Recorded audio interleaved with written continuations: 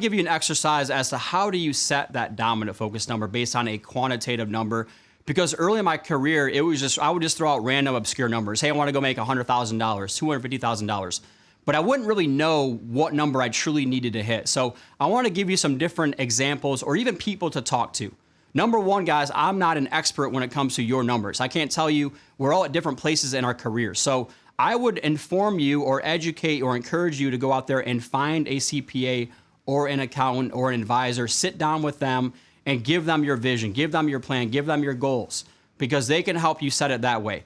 Now, if you don't want to commit to that, there's some other ways that you could do it. Number one would be talk to an expert. Do a market analysis. So study other people who are maybe a year or 2 years ahead of you and ask them, hey, what number did you hit your first year? I'm not big into comparing myself to other people. However, this is an easy exercise for you to really start to figure out how you can set that dominant focus number. So I call that an expert.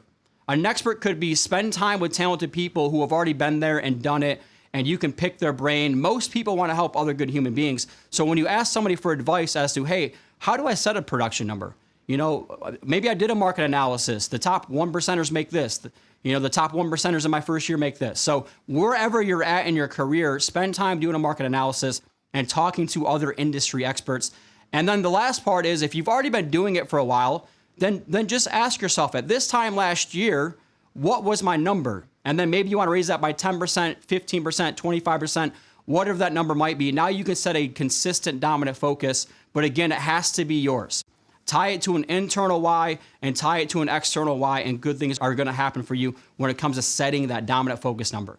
So I want to give you some tangible examples too when it comes to internal versus external. I know I've used that expression a few different times now.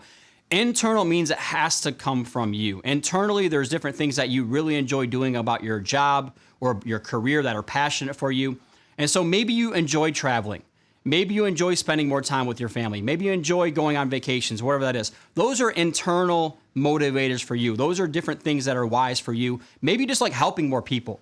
Therefore, the more money you can make, the more you can invest back into your company and into your own learning to go to these different seminars. Therefore, the more people that you can help, okay?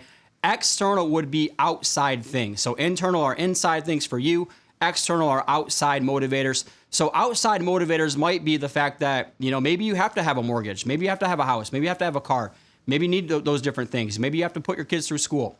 Those are external motivators. Maybe your significant other's writing you about, hey, we need to go make more money.